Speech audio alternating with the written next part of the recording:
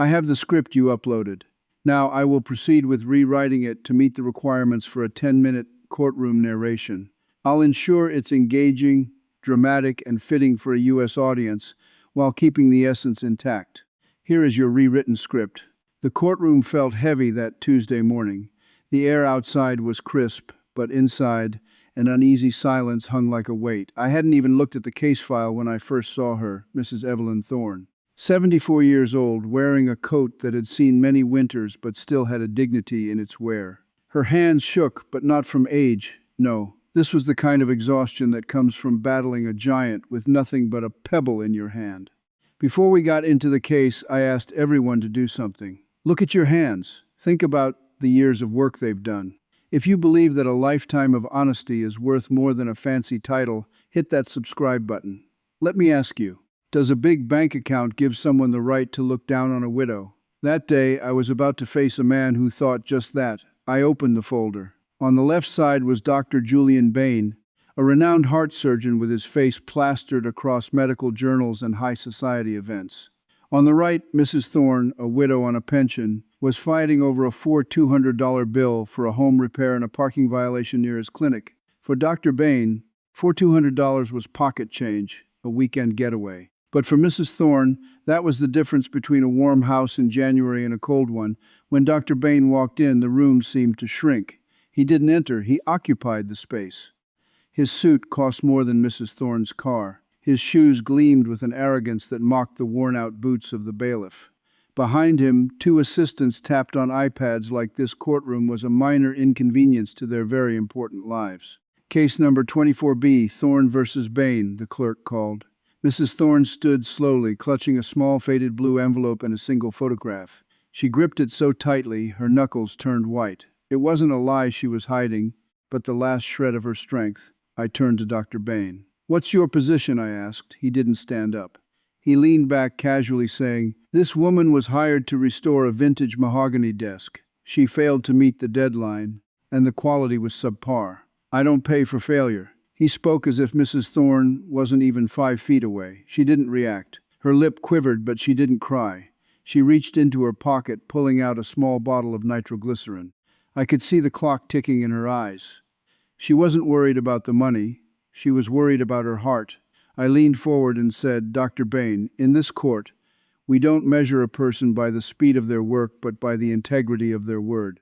Mrs. Thorne, tell me what really happened in that study." Dr. Bain's eyes were cold and sharp like surgical shears.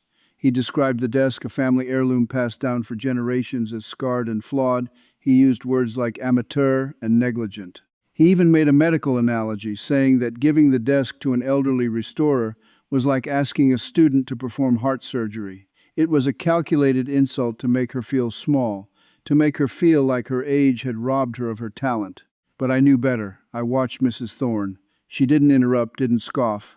She sat still, her spine as straight as a soldier's daughter. That calm wasn't weakness. It was the quiet before the storm. I asked Evelyn to respond.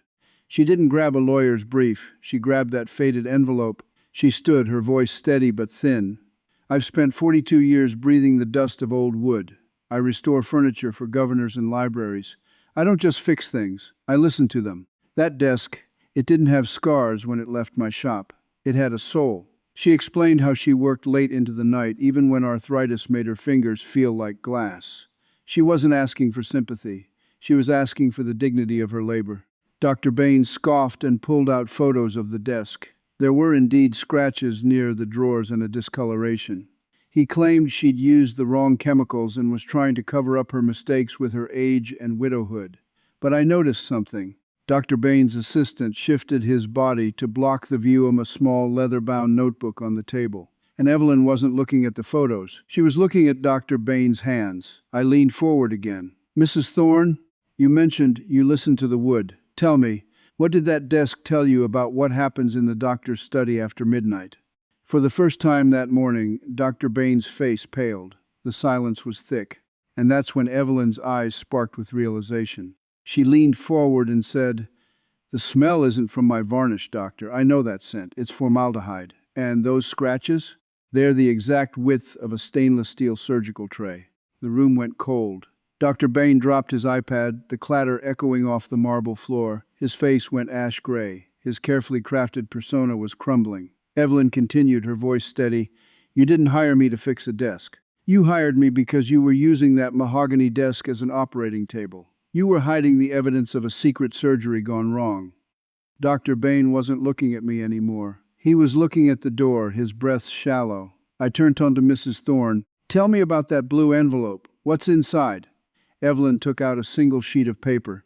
Not a bill or contract, but a handwritten letter from a medical facility under investigation.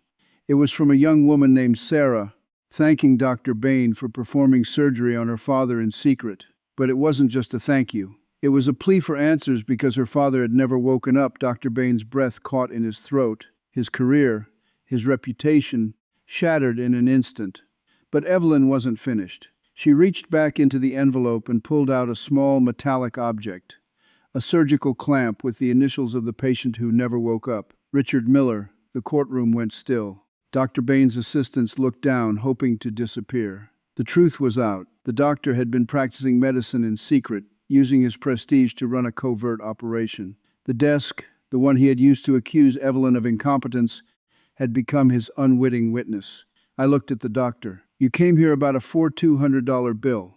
You thought you could use your reputation to intimidate a widow, but you forgot one thing. You don't hide the truth. I turned to Evelyn, who hadn't celebrated. She wasn't pointing fingers. She was simply holding that blue envelope. That desk you restored, I said softly. It will never be used for surgery again, but it will stand in a museum of justice. It will tell a story to every child who walks past it. I turned to Dr. Bain. Today you've paid the price for your silence. Your reputation has crumbled. You failed the idea of what it means to be a healer. As the courtroom cleared, Evelyn stood, the tremor gone from her hands. She wasn't celebrating. She was simply going home, knowing that in the end truth always prevails. Dr. Bain walked out, his suit looking like a costume that no longer fit. The city would learn of his fall. The truth had caught up with him, and it would echo through the streets. This version has been condensed and rephrased to fit the 10-minute format while maintaining the dramatic essence and tension of the courtroom scene. Let me know if you'd like any further changes.